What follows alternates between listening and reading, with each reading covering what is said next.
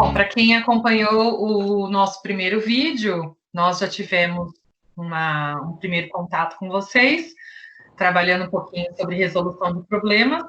E se você ainda não assistiu, é só ir lá no canal e buscar pelo vídeo, resolução de problemas, vídeo 1, esse daqui é o vídeo 2. Então, nós conversamos um pouquinho sobre a introdução ao assunto, batemos um papo, levantamos alguns aspectos importantes sobre a resolução de problemas, e a ideia hoje é nós trazermos algumas possibilidades de trabalho. E a gente vai começar resgatando aqui um pouquinho, né, da nossa fala do encontro do vídeo anterior, e eu vou compartilhar o material com vocês. Bom, então, só apresentando a equipe, né, novamente. Então, a equipe do Núcleo Pedagógico, a professora Geni, nossa dirigente, Samuel Primo, diretor do Núcleo, os supervisores, e a nossa equipe de anos iniciais. Eu, Vanesca e Hilda. O tema, então, resolução de problemas. Hoje é o vídeo 2, e a gente vai dar prosseguimento a algumas possibilidades, algumas situações didáticas, né? Nós vamos trazer aqui como sugestão. Novamente, se vocês não acessaram o vídeo 1, podem buscar lá na playlist dos anos iniciais, no canal do YouTube, canal NP Leste 2, e esse é o e-mail para contato. Então, para mandar sugestão, dúvida, entrar em contato com a gente, sugerir algum conteúdo de formação, o canal é esse aí, canal npleste2@gmail.com, tá? O e-mail é esse. Bom, então, só retomando a ideia principal do vídeo anterior, a gente conversou um pouquinho a respeito da resolução de problemas como uma ferramenta para que os alunos desenvolvam o pensamento matemático, né, e que se apropriem das estratégias de cálculo. E nós discutimos também um pouquinho da ideia que, para isso tudo acontecer, eu não preciso esperar que os alunos aprendam os algoritmos convencionais para apresentar essas soluções, essas resoluções de problemas para os alunos. Então, esse pensar está para além dos cálculos, né? Acho que foi essa a ideia principal do nosso vídeo anterior, e a gente só começa retomando aí um pouquinho dessa ideia para trazer alguns exemplos aqui. E nós conversamos também um pouquinho sobre os problemas que mais aparecem na sala de aula e os problemas que menos aparecem, né? E aí a gente vai trazer algumas possibilidades, justamente pensando nessas situações que menos aparecem em sala de aula. E a gente começa falando um pouquinho dos problemas de lógica, que são situações extremamente interessantes para serem incorporadas nas rotinas de matemática nos anos iniciais. Então, como a gente acho que já até comentou, né, os problemas de lógica funcionam como uma ginástica para a mente.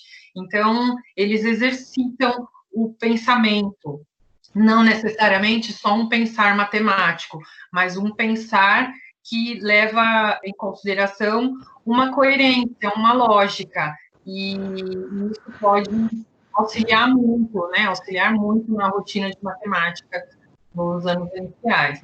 Então, eles podem ser ajustados de acordo com o nível, né, de dificuldade, de acordo com os conhecimentos que os alunos têm, de acordo com a proposta que se tem.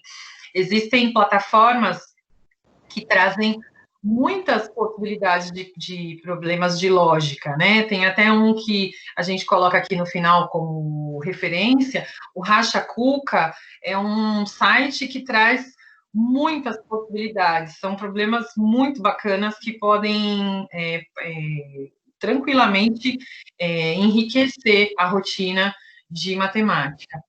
Eles podem ser temáticos, a gente pode trazer situações pensando em algumas unidades temáticas, em alguns eixos, né? Podem conter reflexões matemáticas ou não, como eu falei, a gente vai trazer alguns exemplos aqui, e podem entrar na rotina como desafios semanais. Então, vamos pensar nesse momento agora de rotina remota, né? A gente pode construir uma rotina, e esses problemas de lógica podem aparecer uma vez por semana, como um desafio para o aluno, né? Desafiar o aluno para que ele resolva com auxílio de um irmão, de alguém da família, né? trazer essa devolutiva para num outro momento na rotina da semana seguinte. E aí a gente traz alguns exemplos de problemas de lógica. Um dos elementos abaixo não está de acordo com os demais do grupo. Qual é? E aí você tem uma relação aqui de frutas. E o mais bacana, né? Como é que o aluno chega a essa relação que existe entre esses elementos, né? São 5 frutas. E como que o aluno descobre qual é a relação que existe entre elas? Então, ele vai ter que, no primeiro momento, observar. Muito bacana se ele estiver agrupado com alguém, porque ele vai trocando ideias, né? Sim. E mais interessante ainda, se ele compartilhar depois, como é que foi esse processo? Então, o que ele observou, o que ele levou em consideração, né? Como é que ele percebe que é uma relação de frutas, mas o que elas têm de semelhança e de diferença, né? E você mesmo, né? Como é que você olha para essa relação de frutas e como é que você chega a uma resposta? Que caminho você percorre, né? Então, a ideia aqui, se você não conseguiu responder o problema, são frutas que têm um único caroço, né? São 4 frutas que têm um único caroço, e o maracujá aí é o que, vamos dizer, é o intruso, né? Porque é uma fruta que tem vários caroços pequenininhos. Então, a lógica por trás dessa relação de frutas é essa. Se a gente for pensar no problema em si, ele é um problema simples, mas é o processo, né, do que eu considero para chegar até a resposta é que é o bacana, é o que faz o aluno pensar, estabelecer relação, trabalhar num agrupamento, trocar ideias com o colega. Então, é esse processo que torna tudo isso mais rico. O interessante desses problemas de lógica é que desmistifica um pouco matemática como algo que só consigo trabalhar com contas, né? Então, é algo que vai além. E aí a gente cria possibilidades e condições para o aluno ser curioso nessas atividades, porque ela depende da curiosidade do aluno para ele conseguir trabalhar esse tipo de situação-problema, né? Você volta lá no vídeo 1, né? Ele precisa estar motivado a resolver o problema.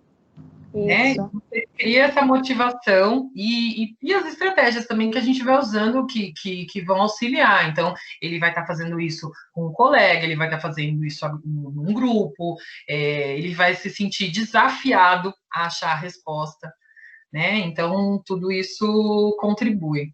Uhum. Um outro exemplo aqui, problemas de lógica. Amigo está para inimigo, assim como alegria está para. A relação aqui é uma relação de contrário, né? De situação contrária. Então, será que ele consegue perceber as informações que o problema traz para ele, né? Para ele estabelecer, para ele chegar nessa resposta? Então, parece algo simples, mas como é que o aluno percebe esse processo? Como é que eles trocam informações no grupo? Também é bacana observar, né? Um dá uma resposta, o outro diz que não pode ser, mas por que não pode ser? Eu, professor, vou assistindo isso e vou problematizando junto com eles. Coloque as palavras na ordem correta: nenê, velho, adolescente e adulto. Então, também, né? Existe um conhecimento de mundo aqui também, que o aluno vai utilizar para entender que há uma sequência natural aqui de acontecimentos, né, de situações que ele precisa considerar para chegar na resposta correta. E todos os exemplos que não trazem necessariamente uma situação matemática, que é bacana também de considerar, né? Esse daqui é um exemplo que foi tirado do Racha Cuca, dessa plataforma que eu falei, né? Que tem muitas situações de lógica. 7 irmãs chegaram à vila e cada uma delas passou a se dedicar a uma tarefa concreta. A primeira foi ler um romance, a segunda fazer hambúrgueres, a terceira jogar xadrez, A quarta, fazer palavras cruzadas. A quinta foi lavar roupa. E a sexta, regar as plantas. E o que a sétima irmã foi fazer? Então, é bacana, né? Observar, inclusive se eles fazem esquemas, se eles desenham, como é que eles organizam as informações que o problema traz, né? E a resposta para esse problema, a sétima irmã era a que estava jogando xadrez com a irmã 3, né? Se a irmã 3 foi jogar xadrez, não dá para jogar xadrez sozinho. Então, ela estava junto com a irmã 7. Sim, eles têm que compreender a situação, o problema, eles precisam estabelecer um plano para chegar nessa resposta, executar esse plano, né? E depois eles verificam de acordo com o que cada um está fazendo para tentar encontrar onde está a sétima, que não é fácil, né? Não é uma questão fácil. Não é fácil, eles têm que estabelecer esse plano. Se eles forem de primeira, é difícil encontrar a resposta, por isso o lógico, né? E num primeiro momento você lê e você fala assim, puxa, mas como que eu vou saber o que ela fez, né? Exatamente. Eu mesma tive que ler 3 vezes a situação problema e ainda fiquei pensando muito tempo para chegar na resposta. E sozinho, quando a gente está com uma outra pessoa, pensando junto com uma outra pessoa, eu acho que instiga mais, né? Instiga. Isso. A questão diferentes opiniões, exatamente. E o outro faz uma leitura que eu não fui capaz, né? Nossa, eu não tinha pensado nisso. E da próxima vez, isso da próxima vez, talvez, já me acenda um alerta, né? Porque eu preciso compreender que as informações que eu preciso, na grande maioria das vezes, elas estão no problema. Então, eu preciso voltar para o problema. E, normalmente, é o que os alunos não fazem, né? Eles leem o problema e eles já querem sair para resolver. Não, você tem que voltar, porque as informações estão lá. As informações que você precisa para essa resolução, elas estão no problema. Então, eu preciso retomar, né? Mas retomar com esse olhar de olhos de ver, né? Voltar para essas informações e, de fato, compreender o que elas estão me dizendo, que pistas eu tenho ali, né? E de que maneira essas pistas me ajudam a chegar na resolução. Então, acho que o caminhar nesse exemplo dos problemas de lógica, eu acho que ele é o mais importante. Mais importante do que chegar na resposta é o processo que eu percorro para isso. Então, a mediação do professor, ela vai fazer a diferença, porque ela vai validar ou não, né? Ela vai problematizando, ela vai confrontando, vai trazendo a forma de um pensar e do outro, vai estabelecendo essas comparações, e é isso que enriquece todo esse processo. E aí, um exemplo que já começa a trazer os conhecimentos matemáticos, né? Aí eu já vou precisar de alguns conhecimentos, alguns conceitos aí já definidos para conseguir, para ser capaz de responder, né? Então, observe é fundamental, né? Como as pistas estão todas no problema. Então, de cara, observe, é a primeira coisa que eu tenho que fazer. Né? Qual é o próximo número? Se eu não observar, não for capaz de observar como é que esses números estão aqui dispostos, qual a relação que existe entre esses números, e aí vou precisar de lógico, ser capaz de ter aí um conhecimento matemático, né, que vai envolver aí a adição e a subtração. Mas se eu não for capaz de observar, analisar esse eixo aí de coerência que existe de um número para o outro, eu realmente não consigo responder, né? Então, para quem não conseguiu também, aí a ideia é vamos usar aí o primeiro exemplo, né? Então, 6 mais 4 igual a 210. Então, o 6 é menos 4, que vai dar 2, e depois eu somo 6 mais 4, que dá 10. Então, eu sempre subtraio e depois faço a adição. Né? Então, 6 menos 4, que dá 2, e depois 6 mais 4, que dá 10. Sim. Então, o último número, como é que fica, né? 5 menos 2 vai dar 3, e 5 mais 2 vai dar 7. Então, o próximo número é 37. Se a gente ficar olhando só para a relação que existe entre os resultados, né? 210, 711, 313, querendo achar uma compreensão aí para isso, Só eu pelo não. resultado, né? Exatamente. E é o que a gente faz normalmente, né? Sim. Você fica olhando ali o 313, você fala, puxa, qual que é o próximo? Mas a resposta, o que me ajuda a chegar nessa resposta é o que vem antes. Então, eu preciso olhar para o todo e ir analisando e comparando uma linha com a outra para entender a coerência, né? Sim. Aqui já exige um certo conhecimento de procedimento matemático, senão, né, se o aluno não for capaz de fazer essas. Tem atividades bem parecidas, como essa no EMAI do quarto, quinto ano já aparece. Isso, exatamente. Né? Tá? E aí, então, esses foram alguns exemplos dos problemas de lógica. Então, é como eu falei, nessa plataforma mesmo, você pode encontrar muitas possibilidades, muitas, de muitas naturezas diferentes.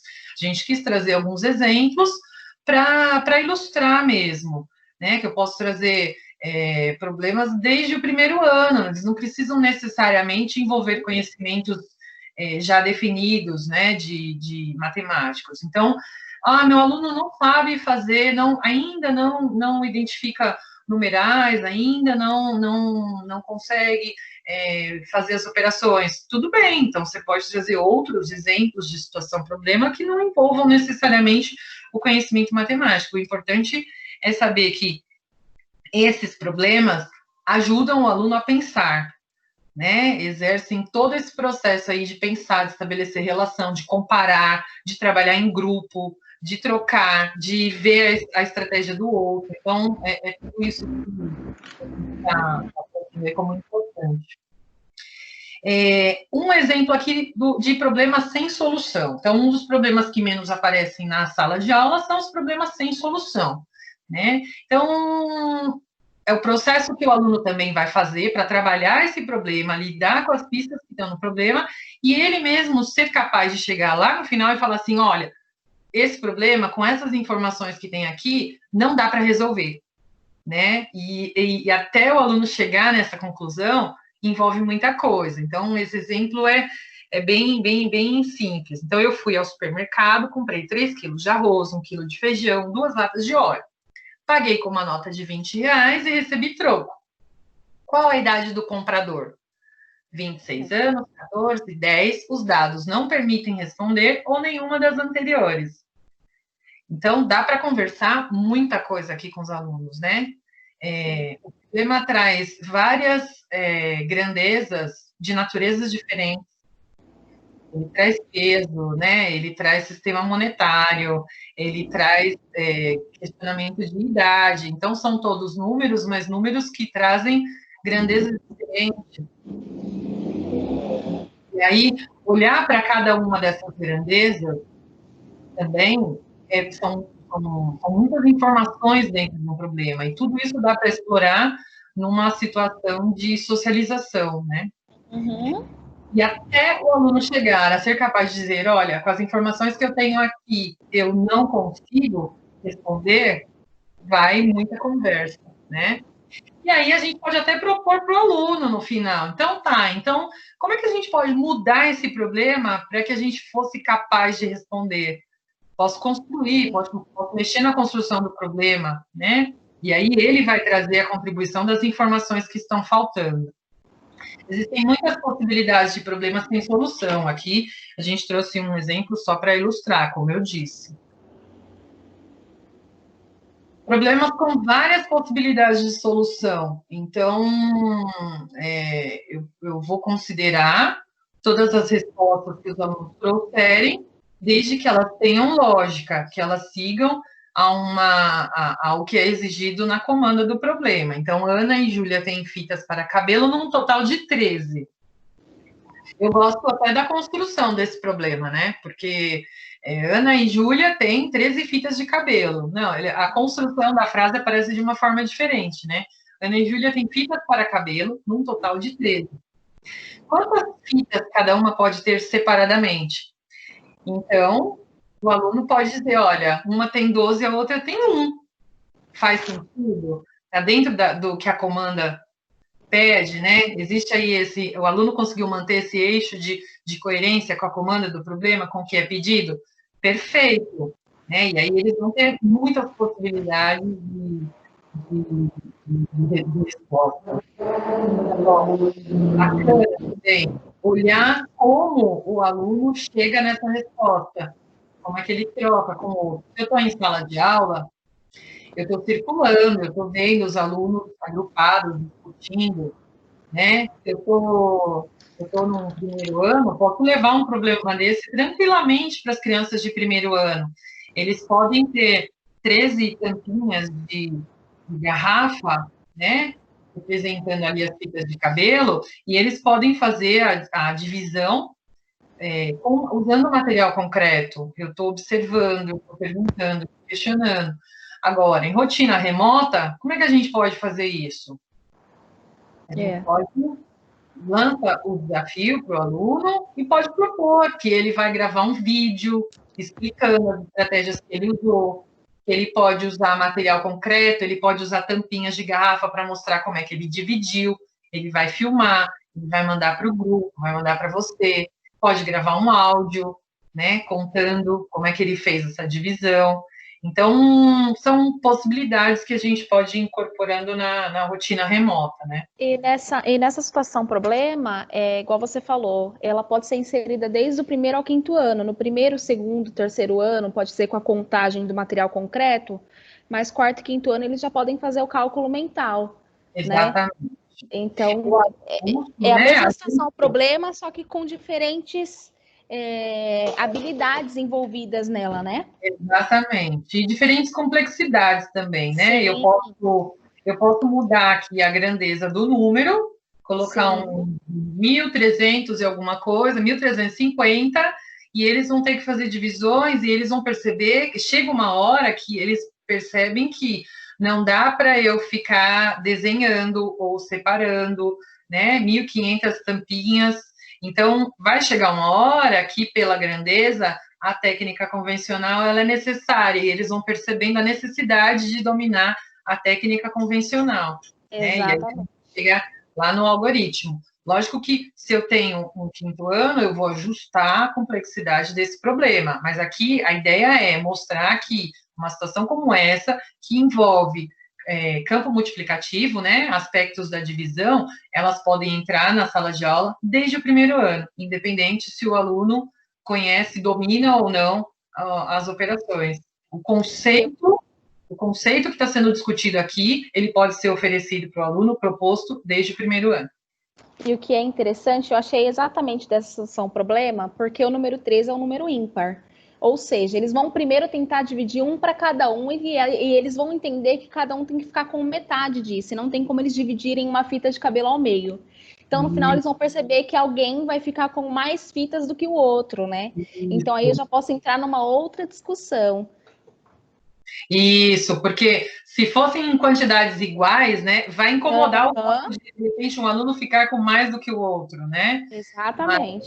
Mas, se fosse, olha, para a gente dividir igual, então, o que muda? Ah, teria que ter mais uma fita. Se eu tivesse mais uma fita, eu conseguiria dividir em quantidades iguais? Então, assim, a discussão ela vai trazendo maior complexidade à medida que os alunos vão compreendendo o que está sendo proposto ali. Você pode ir avançando, né? Problematizando e trazendo outras situações ali complementares a essa discussão. Sim. Problemas sem contas. Então, esse aqui é um clássico, né? Acho que já apareceu em situações de Taresp, né? Então, Joana ganhou um gatinho recém-nascido que em pouco tempo cresceu e se transformou em um belo gato. Agora a Joana está querendo saber quantos quilos pesa seu bichinho. O problema é que ela não consegue convencer o bicho a ficar quieto sobre a balança da farmácia. Foi então que Joana pensou muito e bolou um sistema infalível para resolver o problema. E você, como faria para resolvê-lo? Uma situação problema, que ele vai ter todo um processo para discutir e não necessariamente envolve fazer uma conta, né? Mas envolve uma situação de lógica. Eu posso avançar, posso até propor que depois os alunos façam a conta. Eu posso introduzir informações do peso do gato, né? Se eles chegarem à conclusão de que a Joana poderia se pesar com o gato no colo e depois descontar o peso do gato, né? Que essa é uma das respostas mais possíveis. Então, depois a gente pode até simular essas contas com o peso da Joana, com o peso do gato, e aí avançando. Mas o bacana disso é mostrar que é um problema e que não necessariamente tem uma conta. Ele está resolvendo um problema, mas não precisa dominar os cálculos. Uhum. Problema com excesso de dados, então o aluno tem que ser capaz de analisar as informações que o problema traz e descartar, deixar de lado o que não ajuda a responder o problema. Né? Então, Silvana é muito vaidosa, ela adora camisetas, diz que são práticas e divertidas. Ela tem 21 brancas, 15 de bolinhas, 34 de personagens, 8 de estampados diversos, 16 floridas, 3 chapéus e 30 cachecóis. Então, quantas camisetas ela tem? Ele precisa descartar aí as informações que estão a mais. Então, a informação de cachecóis e de chapéus. E considerar só as camisetas. Parece simples, mas quando o aluno olha para as informações do problema, ele precisa retomar e fazer esse exercício de pensar no que é relevante, no que ajuda a responder o problema e não. E o que não ajuda, ele deixa de lado, ele descarta. Parece simples, mas para a criança Eu não é acho tão... que essa é a mais difícil para as crianças. Uhum. Né? Por conta que aparece o numeral, a quantidade, né, dessas peças, e o fato de eles olharem e quererem calcular tudo, né? Então, a importância do professor na hora de problematizar e fazer com que o aluno volte para a situação problema, leia, releia e veja o que é importante ou não para a situação problema. E a gente está falando aqui de problemas que aparecem menos na sala de aula. Então, isso. Normalmente, os alunos estão expostos ao quê? A problemas que os números aparecem e ele usa todos os números que estão no problema para chegar na resposta. Então, abrir mão de algumas informações, para a gente parece mais simples, mas para eles nem tanto, né? Problema sem perguntas.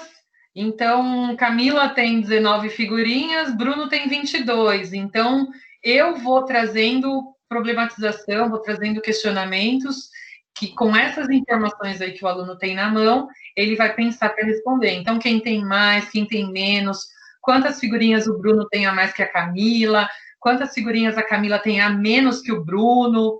Então, são perguntas que normalmente geram muita dificuldade para os alunos, né? Essa que eles precisam comparar. Sim. E eu não parto necessariamente de um problema. Eu tenho uma situação e eu vou problematizando com os alunos. Quantas eles têm juntos, quem tem mais, quem tem menos, né? Então, essa daqui eu acho bem interessante também.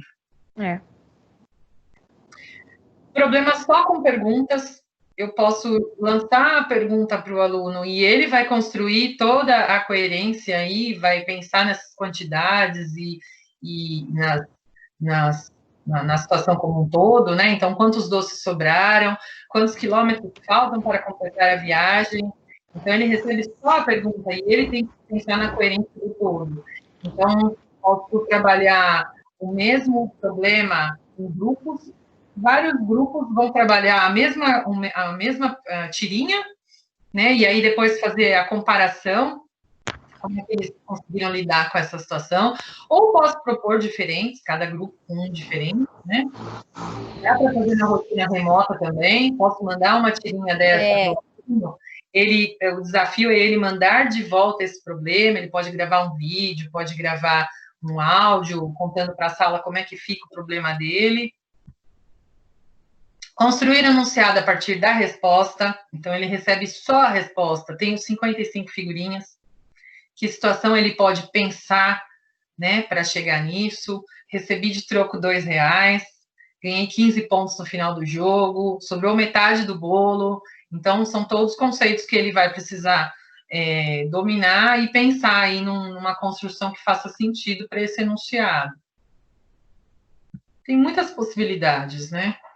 Completar enunciados, então ele já recebe o enunciado todo, mas ele vai pensar nas nas quantidades, né, na coerência disso. Então, uma doceira fez para uma encomenda tantos brigadeiros. Se ela cobra tantos reais por uma dezena de doces, quanto ela recebeu pelo trabalho? Então, em cima ele tem o todo, depois ele tem o quanto ela cobra pela dezena, né? Como é que ele estabelece relação aí para saber quantas dezenas tem no todo lá em cima? Ele consegue ter essa clareza? Como é que ele tudo isso? Aqui tem um monte de informações, né? E que você pode resolver de maneiras diferentes. Então, é bacana olhar como o aluno resolve um problema como esse. Sim. Problemas em tiras. Então, eu posso ir, lógico, ajustando o desafio de acordo com os alunos. Então, aqui um pouquinho mais de informação. Se eu vou fazer para o primeiro ano, eu posso fazer algo mais simples, né? Mas aqui todas as informações do problema estão disponíveis para ele. O desafio é construir um problema que considere todas as tiras, não pode sobrar nada, e ele ainda tem que dar conta de organizar aí de um jeito que os números, né, as grandezas, sejam corretas no final do problema. Então, ele vai fazer a conta aí no meio do enunciado, vai considerar o resultado. Os problemas que envolvem o uso da calculadora, então eu posso criar situações e inserir a utilização da calculadora. Então, tem muitas pessoas que falam, mas ele já tem a calculadora, a calculadora vai fazer a conta para ele. Não, depende de como eu ofereço o desafio, como é que a gente constrói o desafio para o uso da calculadora, né? Então, aqui tem alguns exemplos. Encontrar o resultado de 4 vezes 5 sem utilizar a tecla X, né? A tecla de multiplicação. Então, ele tem que pensar estratégias, e o bacana é ele socializar como ele pensou, sim, né? O bacana disso é ele contar como ele pensou e comparar aí como é que a sala toda vai resolvendo. E fazer 20 dividido por 4 sem utilizar a tecla da divisão. Apertei a tecla 8, depois a tecla mais, teclei ainda um outro número, o sinal de igual e obtive 14. Que número apertei? Então, são todas possibilidades de socializar essas estratégias, né? Sim. Que é o mais bacana. Quais as possibilidades para obter a soma? 10, 100 e 1000. Tranquilo, né? Dá para fazer, inclusive, na rotina remota. Posso mandar um desafio por semana, posso mandar um desafio para a sala inteira, ou mando desafios para metade da sala, mando desafios diferentes, vou ajustando. Os enigmas também são muito bacanas para que os alunos desenvolvam essa capacidade de fazer esquemas, de tomar nota, de desenhar, de pensar em grupo, dessa relação de coerência entre as informações do problema, né? Então, enigma não só da Recreio, aqui a gente trouxe um exemplo, né? Mas também ajudam bastante.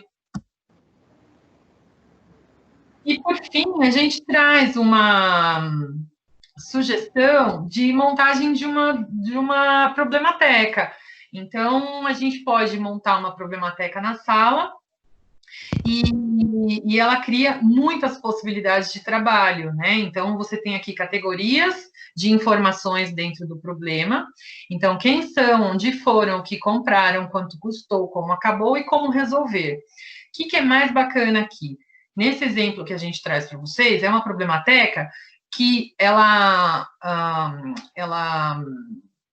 aborda o sistema monetário. Então, todos os problemas aqui envolvem compra, quanto pagou, como pagou, né? E como é que termina essa situação. Agora, eu posso desenvolver problematecas temáticas. Então, eu posso fazer uma só de grandezas e medidas, só com unidades, só com medidas convencionais, medidas de capacidade, ou eu percebo que os alunos da minha turma estão com uma grande dificuldade em unidades de medidas de tempo. Então, eu construo uma problemateca só de unidades de tempo. Então, assim, eu posso ir tornando a problemateca mais específica para as necessidades que a minha turma apresenta. E outro ponto bacana também da Problemateca, eu posso estabelecer como os alunos vão responder. Então, pode ficar acordado aí que eles vão usar estratégias diferentes. Então, como é que ficaria? Olha, a gente tem todas as categorias aqui de informações do problema, e na última coluna, a gente tem o como resolver. Então, eu posso determinar que o aluno, o grupo, ele vai responder o problema utilizando a calculadora, ou utilizando o cálculo mental, ou utilizando o ábaco, o material dourado, né? Então, eu posso, ou por meio de cálculo convencional. Então, pode ser um combinado, né? Se eu estou na sala de aula, monto vários grupos, cada grupo resolve um problema, e eu posso escolher como cada grupo vai responder esse problema. Ou posso deixar em aberto também, posso mostrar todas as possibilidades, e eles podem escolher a estratégia de resolução que eles estão habituados, né? O interessante é sempre variar, para que eles possam se utilizar aí de várias situações diferentes, né? Mas se eu for combinando essas fichinhas, e elas têm até cores diferentes, para poder justamente dar a possibilidade de montar muitos problemas, se eu vou variando aqui as cores, então eu tenho um monte de problemas aqui, porque eu posso usar uma fichinha de cada cor para montar um problema, mas eu posso ir variando essas fichas. Uma quantidade enorme aqui de possibilidades. E é como a gente falou, posso ajustar, posso trabalhar unidades de medida, posso fazer ela temática, né? Que é a informação que a gente deixa aqui. Posso trazer uma problemateca só sobre características dos sólidos. Então, eu vou ajustando essa problemateca de acordo com o que eu percebo que eu preciso desenvolver mais na minha turma, com as maiores dificuldades da turma. Posso ajustar o nível de dificuldade, posso tornar problemas mais complexos, né? Ou, de repente, posso ir formando os agrupamentos produtivos, e aí posso forçar um pouquinho mais, posso trazer problemas mais complexos, porque os alunos que têm maior dificuldade, eles estão amparados no agrupamento produtivo. Então, as possibilidades são inúmeras. E como a gente falou, vários comandos de resolução. Calculadora, cálculo mental, cálculo convencional. Os alunos têm muita dificuldade de trabalhar com cálculo aproximado, né? Sim. Então, olha, responda com um número aproximado. Eles têm muita dificuldade de aceitar. Mas também seja porque eles vivenciam um pouco isso na sala de aula, né? Bom, e aí, por fim, só para a gente traz uma frase aí do guia de planejamento, do ler e escrever, né? Que ao planejar a rotina, ela deve prever situações didáticas que envolvam os diferentes significados das operações, ampliando, assim, a capacidade de cálculos dos alunos. Então, a gente trouxe várias possibilidades aqui, mas são possibilidades que aparecem menos na nossa rotina, né? Como a gente conversou no outro vídeo. Não é comum a gente oferecer para os alunos problemas com excesso de dados, com dados faltando, ou sem solução, ou com várias possibilidades de resolução. Então, se a gente passa a trazer isso para dentro da nossa sala de aula, a gente consegue ampliar o olhar do aluno para tudo isso, né?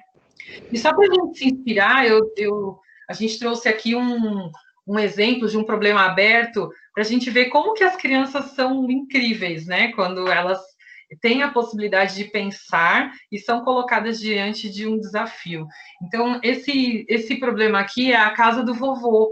E ele diz assim, né? Vovô diz que cresceu numa casa onde havia 12 pés e um rabo. Quem poderia ter vivido com o vovô nesta casa? É um problema aberto, tem muitas possibilidades de resposta, e aí, só para a gente se inspirar, né, a gente trouxe algumas estratégias dos alunos aqui. Que máximo! São lindos, né? E aí, olha só, então, 12 pés e um rabo. Então, quem morava com o vovô, né? E aí, eles têm aqui 12... E ele responde assim, olha, 4 pessoas e um cachorro. E ele usa até o esqueminha aqui dos 4 pés do cachorro, né? Faz uma seta aqui para mostrar que esses 4 aqui são do cachorro e as 4 pessoas com mais os 8 pés. É muito lindo, né? Aqui moravam 6 pessoas, e a professora perguntou, e o rabo? Aí ele coloca assim, aqui, olha, o rabo de cavalo da filha do vovô, da filha da vovó. Né? É muito, muito rico isso. É o vovô, a vovó, um filho chamado Pedro e sua irmã Laura e o cachorro Totó. E aí ele justifica, são 2 mais 2 que dá 4, mais 4 que dá 8, e mais 4 pés do cachorro que dá 12. O rabo é do cachorro. Meu Deus, que fofura. Aí, vovô, o neto, um gato e rato. Mas não é só um rabo? É mesmo, então vou pensar numa outra solução. Como é bacana quando o professor problematiza, né? E aí que eles voltam que não dá, que a resposta não está correta. Então, não é pelo fato de que é um problema aberto, que existe, que permite várias respostas, que o professor não possa problematizar e questionar. Então, né, ele aceita várias respostas, mas ele tem que levar em consideração uma lógica, uma coerência que é dada na comanda do problema. Então, ele viu que não se encaixava e ele falou, não, então eu vou pensar numa outra solução, né? E lógico, você pode problematizar ainda mais. Vovô era criança, era pequeno. Então, quem cuidava do vovô? Ele morava sozinho, né? Com um gato, com um rato. Então, assim, a conversa pode ir seguindo, né? Sim. O vovô, o neto, o gato e um rato sem rabo, porque o gato comeu. Era um rato só, ele deu um jeito de sumir com um. Um cachorro, uma pessoa e uma aranha. Aranha é ótimo, né? Ele É, quando... que criatividade, né? Muito bacana, né? Quando eles podem pensar e usar toda a criatividade deles, né? Para dar sentido na resposta. Nessa casa moram 12 pessoas que só têm uma perna, igual Saci. E aí ele coloca todo mundo quem é, né? Avô, tio, mãe, irmão, primo. Muito bacana, né? E acho que esse é o último. Não eram 12 pés? A professora pergunta. Sim, mas o gato fugiu e o avô é cadeirante. Olha só. Então ele tira o gato porque ele viu que estava a mais e ele não considera os pés do avô porque o avô é cadeirante. Ele achou uma forma aqui de justificar a resposta dele para caber na lógica, né? Bom, então é isso. Nós quisemos aqui trazer algumas ideias, né, de possibilidades de trabalho. Como a Vanessa já foi até falando, muitas delas já aparecem No no material. material do EMAI, né? E tantas outras a gente pode estar inserindo na rotina e fazendo as adaptações necessárias agora para a rotina remota, né? Mas são só Sim. algumas possibilidades de trabalho que complementam toda aquela conversa do outro vídeo, né? E então, esse vídeo também vai lá para o canal do NPE, NPE Leste 2. Fica aqui mais uma vez o e-mail para contato, né, de vocês com a gente, se vocês quiserem mandar sugestões, comentários, sugerir algum tipo de conteúdo, né, para a gente introduzir aí nos nossos próximos vídeos. A gente agradece e nos despedimos daqui. Até a próxima. Esperamos ter contribuído de alguma forma para as rotinas de trabalho de vocês. É isso aí. Um beijão, até logo. Tchau, tchau para todos. Até a próxima.